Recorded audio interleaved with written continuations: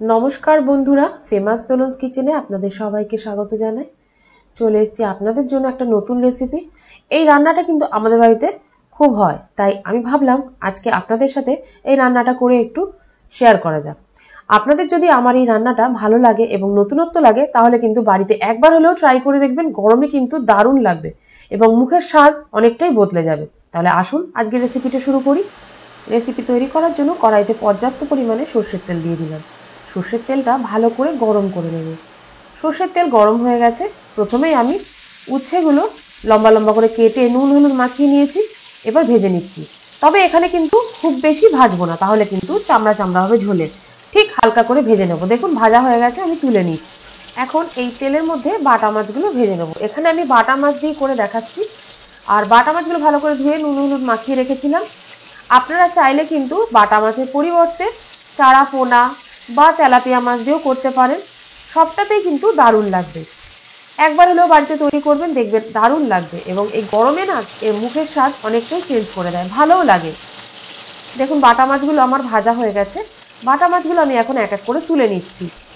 আপনারা কিন্তু বাড়িতে অনেকেই জিরে বাটা বা জিরে কালো জিরে বাটা বা সর্ষে বাটা দিয়েও তো রান্না করেন। আমি কিন্তু একদম নতুন একটা বাটা দিয়ে এই রান্নাটা করব, সেটা হলো চন্দনী বাটা বা রাঁধুনি বাটা। এর মধ্যে পরিমাণ মতো শুকনো লঙ্কা আর গোলমরিচ দিয়ে বেটে নিয়েছি।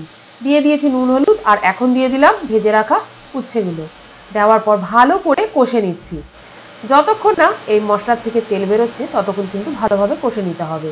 এখন আমার মশলা খুব ভালোভাবে কষা হয়ে গেছে। এই পর্যায়ে আমি এখন জল অ্যাড করে দিলাম। জলটা দেওয়ার পর ভালো করে নেড়ে চেড়ে নিলাম। আর যখনই ঝোলটা ফুটে আসবে তখন আমি মাছগুলো এক এক করে দিয়ে দেবো। আমার চ্যানেলে অলরেডি বাটা মাছের আরও রেসিপি আছে, আপনারা চাইলে দেখে নিতে পারেন। অথবা সামার স্পেশাল বা উচ্ছের রেসিপিও কিন্তু আছে, সেটাও কিন্তু আপনারা দেখে নিতে পারেন। আমি ডেসক্রিপশন বক্সে লিঙ্কগুলো দিয়ে দেবো অথবা আই বাটনে দেওয়া থাকবে, সেখান থেকেও আপনারা কিন্তু দেখে নিতে পারেন। 5 মিনিটের জন্য ঢাকা দিয়ে দিলাম। 5 মিনিট পর ঢাকাটা খুলে নিলাম। যেহেতু আমি অল্প মাছ রান্না করছি এবং সবজিও অল্প দিয়েছি, মানে উচ্ছে অল্প দিয়েছি, তাই এখানে খুব তাড়াতাড়ি আমার রান্নাটা হয়ে গেছে। উচ্ছে দেখুন সেদ্ধ হয়ে গেছে। এবার আমি পরিবেশন করব। আপনারা যদি আমার এই রেসিপিটা ফেসবুক পেজ থেকে দেখে থাকেন তাহলে কিন্তু পেজটা লাইক ও ফলো করে নেবেন।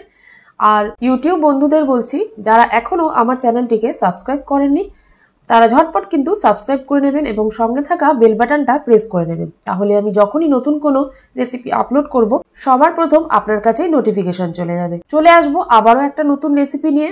আর আজকের রেসিপি যদি আপনাদের ভালো লাগে তাহলে কিন্তু অবশ্যই আপনাদের আত্মীয় ও বন্ধু বান্ধবদের কাছে শেয়ার করে দেবেন। সঙ্গে থাকুন, সুস্থ থাকুন, ভালো থাকুন। ধন্যবাদ।